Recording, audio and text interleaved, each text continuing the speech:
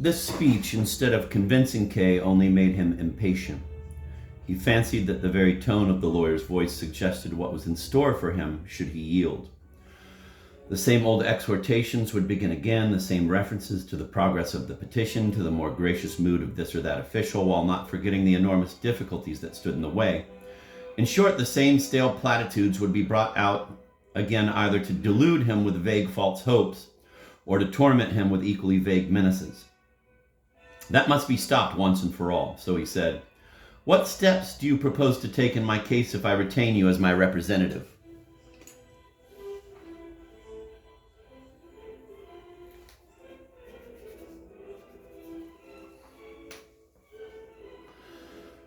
The lawyer meekly accepted even this insulting question and replied, "I should continue with those measures that I have already begun." "I knew it," said Kay. "Well, it's a waste of time to go on talking."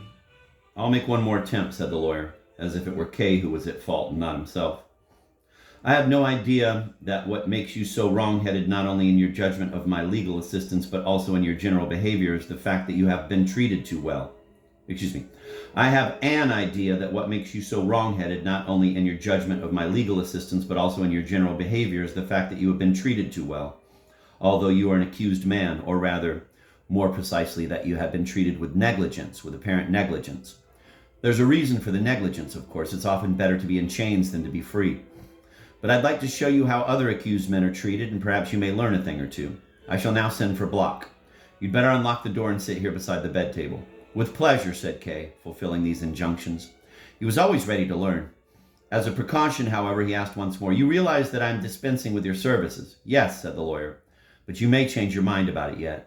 He lay back in bed again, drew the quilt up to his chin, and turned his face to the wall. Then he rang the bell.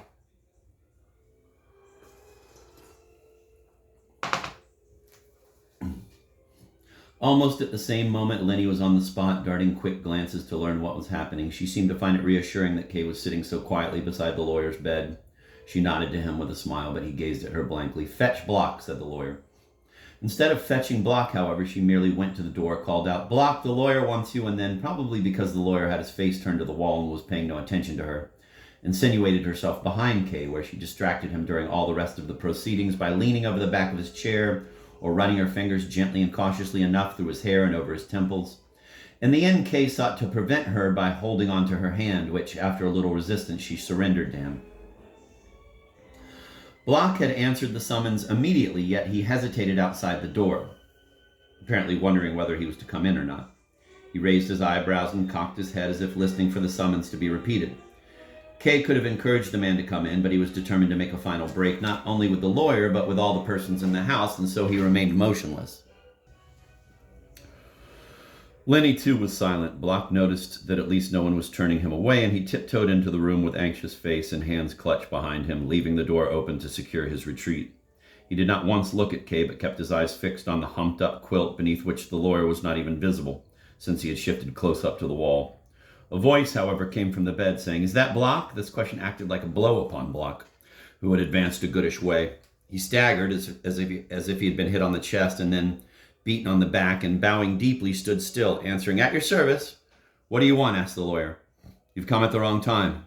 "Wasn't I called for?" said Block, more to himself than to the lawyer, thrusting out his hands as if to guard himself and preparing to back out. "You were called for," said the lawyer, "and yet you've come at the wrong time."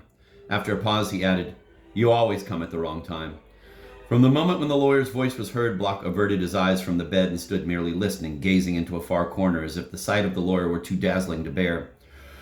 But it was difficult for him even to listen, since the lawyer was speaking close to the wall and in a voice both low and quick. "Do you want me to go away?" asked Block. "Well, since you're here," said the lawyer, "stay."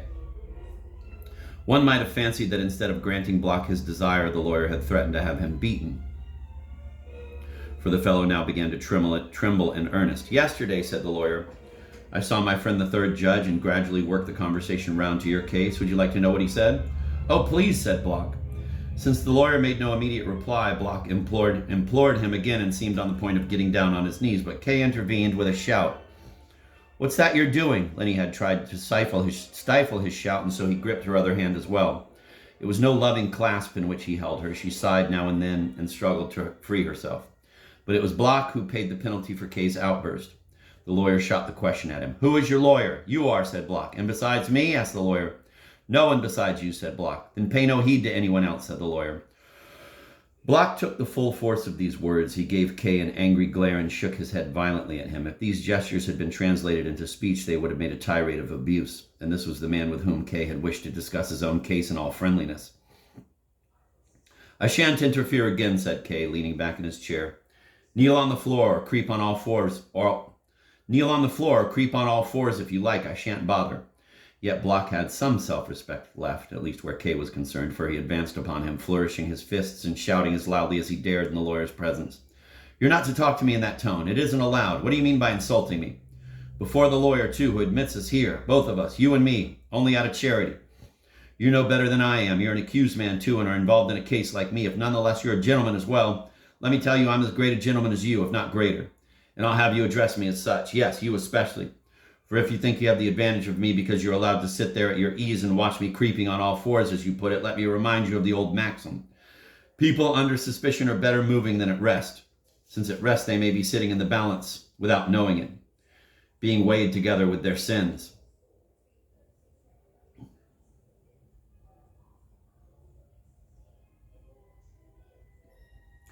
Kay said not a word. He merely stared in unwinking astonishment at this madman. What a change had come over the fellow in the last hour.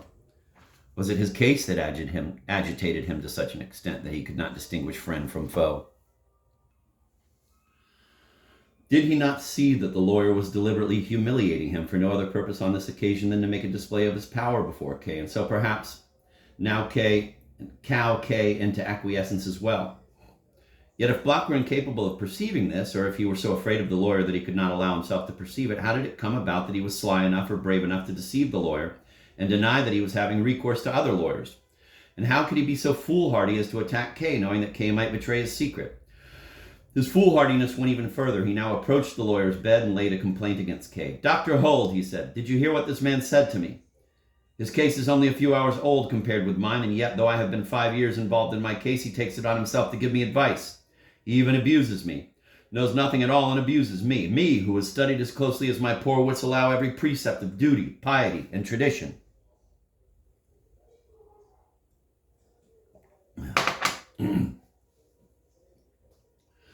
Pay no heed to anyone, said the lawyer, and do what seems right to yourself. Certainly, said Block, as if to give himself confidence, and then with a hasty side glance knelt down close beside the bed. I'm on my knees, Dr. Holt, he said, but the lawyer made no reply. Block cautiously caressed the quilt with one hand. In the silence that now reigned, Lenny said, freeing herself from Kay, You're hurting me. Let me go. I want to be with Block. She went over and sat on the edge of the bed. Block was greatly pleased by her coming. He made lively gestures, though in dumb show, imploring her to plead his cause with the lawyer. Obviously, he was urgently in need of any information which the lawyer might give, but perhaps he only wanted to hand it on to his other lawyers for exploitation. Lenny apparently knew exactly the right way to coax the lawyer. She pointed to his hand and pouted her lips as if giving a kiss. Block immediately kissed the hand, repeating the performance twice at Lenny's instigation, but the lawyer remained persistently unresponsive. Then Lenny, displaying the fine lines of her taut figure, bent over close to the old man's face and stroked his long white hair. That finally evoked an answer. I hesitate to tell, said the lawyer, and one could see him shaking his head, perhaps only the better to enjoy the pressure of Lenny's hand. Block listened with downcast eyes as if he were breaking a law by listening. Why do you hesitate? Asked Lenny. Kay had the feeling that he was listening to a well-rehearsed dialogue which had been often repeated and would often be repeated, and would be often repeated, and only for Block would never lose its novelty. How has he been behaving today? Inquired the lawyer instead of answering. Before providing this information, Lenny looked down at Block and watched him for a moment as he raised his hands toward her and clasped them appealingly together. At length she nodded gravely, turned to the lawyer and said, He has been quiet and industrious, an elderly businessman, a man with a long beard, begging a young girl to say a word in his favor.